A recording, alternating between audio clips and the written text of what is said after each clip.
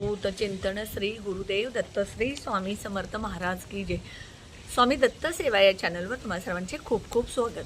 तुम्हा सर्वांचं आरोग्य उत्तमाचं राहू दे, राहिलेलं आयुष्य आरोग्यदायी जाऊ दे, तुम्हा सगळ्यांना दीर्घायुष्य मिळू दे अशी मी स्वामी चरणी प्रार्थना करते आणि माझ्या व्हिडिओला सुरुवात करतो। चैत्र पौर्णिमा, ही चैत्र पौर्णिमा जी आहे ती 1 एप्रिलला सकाळी 7:06 सुरू होणार आहे आणि दुसऱ्या दिवशी 2 तारखेला सकाळी 7:41 सुरू होणार आहे। म्हणजे बुधवार आणि गुरुवार असा हा चैत्र पौर्णिमेचा दिवस आहे। चैत्र पौर्णिमा आपल्याला कशी साजरी करायची, ह्या चैत्र पौर्णिमेला आपल्याला या दिवशी चुकूनही काही कामं करायची नाहीत, नाहीतर त्याचे वाईट परिणाम आपल्याला भोगावे लागतात। आणि मग त्या चुकून ज्या काही गोष्टी आपल्या हातून केल्या जातात, घडल्या जातात, त्याचा परिणाम आपल्या घरावरती, घरातल्या वातावरणावरती, लक्ष्मीवरती, सकारात्मकता जी असते त्यावरती घडत असतो। म्हणून या दिवशी काही गोष्टीचा नियम पाळा आणि काही गोष्टी करायच्या आहेत त्याचा मी संपूर्ण व्हिडिओ केलेला आहे। व्हिडिओ स्किप न करता बघा। या दिवशी बघा दक्षिण भारतामध्ये चित्रगुप्ताची पूजा केली जाते आणि ह्या चित्रगुप्ताची पूजा कशी केली जाते, का केली जाते, याचा संपूर्ण मी लॉंग व्हिडिओ करणार आहे, तो तुम्ही नंतर बघा। आता बघा, चैत्र पौर्णिमा म्हणजे पौर्णिमा ही भगवान विष्णू आणि माता लक्ष्मीला आपण समर्पित करतो। कारण जेवढा आपण भगवान विष्णूंची आणि माता लक्ष्मीची सेवा करू तेवढे आपल्याकडे घरामध्ये आर्थिक लाभ होत असतात, आर्थिक अडचणी दूर होतात। या दिवशी आपल्याला काही गोष्टी चुकूनही करायच्या नाहीत। मग त्या कोणत्या गोष्टी? या दिवशी घरामध्ये मांसाहार अजिबात करायचं नाही, मद्यपान करायचं नाही। घरात तुमच्या पुरुष कोण दारू पित असतील किंवा मांसाहार करत असतील, त्यांच्यामुळे तुम्हाला घरामध्ये मांसाहार करण्याची वेळत असेल तर तुम्ही समजावून 1 दिवस फक्त त्या दिवशी त्यांच्याशी गोडी गुलाबीनं राहावा। दारू पिणारा माणूस कधीच आपल्या बायकोचं ऐकत नसतो आणि त्यामुळं बायकोला त्या दिवशी मांसाहार करावा लागतो। पण त्या दिवशी तुम्हीच थोडंसं नवऱ्यासाठी शांत बसा आणि 1 दिवस मांसाहार टाळा। त्यानंतर मद्यपान करायचं नाही। या दिवशी तुम्हाला कुणालाही वाईट बोलायचं नाही। सगळ्यात महत्त्वाचं, कोणाचा अपमान करायचं नाही, कोणाच्या गरिबीबद्दल निंदा नालस्ती करायचं नाही, कुणाच्याबद्दल एकमेकाच्याबद्दल चाड्या चुगल्या करायच्या नाही। त्यानंतर घरातल्या स्त्रीचा पुरुषांनी अपमान करायचा नाही, कारण घरातली स्त्री जी आहे ती लक्ष्मी असते आणि तुम्ही जर त्या लक्ष्मीचा मान सन्मान नाही केला तर तुम्हाला सुद्धा त्याचे परिणाम भोगावे लागतात। म्हणजे कधी नाही कधी तुम्हाला त्याचे परिणाम दिसून येतील। मग आर्थिक अडचणी होणं किंवा तुमच्या नोकरीवरती परिणाम होणं, व्यवसायावरती परिणाम होणं किंवा आर्थिक टंचाई जाणवणं, ह्या गोष्टी घडत असतात। म्हणून कधीही पत्नीचा घरामध्ये पतीनं अपमान करायचा नाही।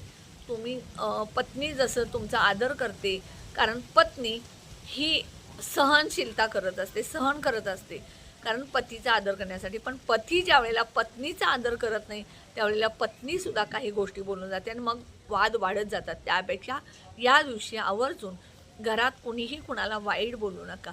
दुसरी गोष्ट, या दिवशी तुम्ही जास्तीत जास्त दान करायचं आहे। कुठल्याही हिंदू धर्मामध्ये तिथी वार सण असतील त्या वाराला, सणाला, तिथीला अतिशय महत्त्व असतं आणि ह्या दिवशी पूर्वी बघा लोक तीर्थक्षेत्री जाऊन स्नान करायचे, आता काही नाही। आता दारात आंघोळ, बाथरूममध्ये पाणी डायरेक्ट येतं आणि आंघोळ करतो। पण आजही तुम्ही जर तीर्थक्षेत्री जाऊन स्नान केलं तर त्याचा फायदा तुम्हाला जास्त होतो। आता आम्ही सुद्धा कॉलेजला असताना आमच्या घरापासून 5 किलोमीटर नरसिंहवाडी म्हणजे दत्त महाराजांची नरसोबाची वाडी आहे। तर आम्ही प्रत्येक गुरुवारी मार्गशीर्ष महिन्यात पहाटे 3ला इथून चालत जाणं, मग पहाटे 5 वाजता तिथं आंघोळ करून काकड आरती वगैरे करणं आणि मग डायरेक्ट तिथूनच आम्ही कॉलेजला जाणं। आमची आई बरोबर असायची, आमची आई बाकीचं आमचे सगळे कपडे वगैरे ओले सगळे घरी घेऊन यायची। अशा पद्धतीनं आज जर तुम्हाला वेळ असेल तर तुम्ही नक्की तीर्थक्षेत्री जाऊन, आज गाड्यांच्या सोयी खूप झालेत। आमच्या वेळेला ठराविक बसेस असायच्या, ठराविक गाड्या असायच्या। आज प्रत्येकाच्या घरामध्ये 2 व्हीलर 4 व्हीलर आहे। तुम्ही गाडीवरून जाऊन जर तिथं तीर्थक्षेत्री आंघोळ केली तर अतिशय चांगलं। दानाला सुद्धा या दिवशी अतिशय महत्त्व आहे। दान या दिवशी जेवढं तुम्ही जास्त कराल तेवढा तुम्हाला त्याचा फायदा होणार आहे। मग दानामध्ये काय करा, गरिबांना तुम्ही जेवण दान द्या, कपडे दान द्या, चप्पल तुम्ही दान देऊ शकता. त्यानंतर बघा उन्हाळा आहे, छत्री हे दान देऊ शकता. फुटपाथवरच्या लोकांना वडापाव द्या. गरीब लोकांना एक वेळचं जेवण पुरेल एवढं धान्य द्या. तुमच्या घरामध्ये कामवाली असेल तर तिला एक वेळचं जेवण द्या. मी तर माझ्या कामवालीला दररोज सकाळी नाश्ता आणि दुपारचं जेवणच देते.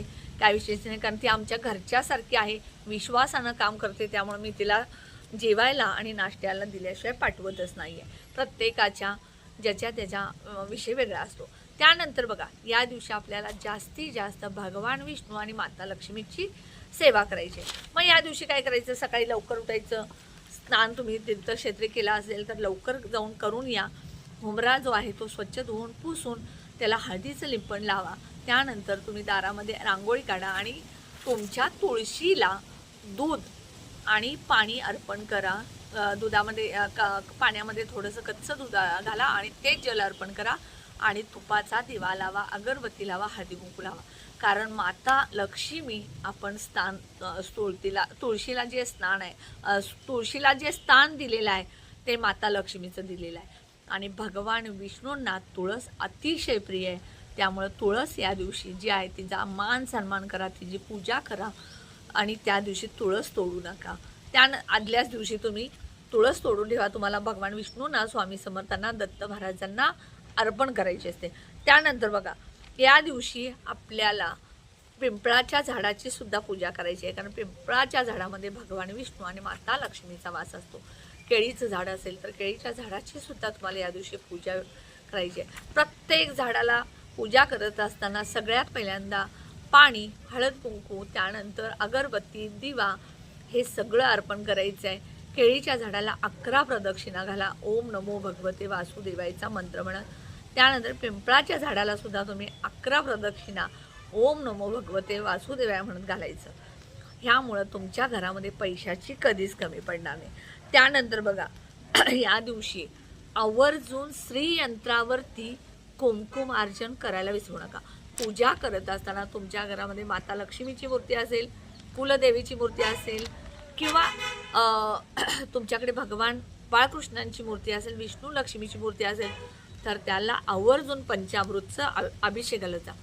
म्हणजे प्रत्येक अमावस्या, पौर्णिमा, विशिष्ट सण, तिथी आहे त्यावेळेला तुम्ही ह्या देवांना 5-5 का चमचे असे ना तुम्ही आवर्जून पंचामृतचा किंवा दुधाचा कच्चा अभिषेक घाला. बघा तुमच्या घरामध्ये नक्की फरक पडेल.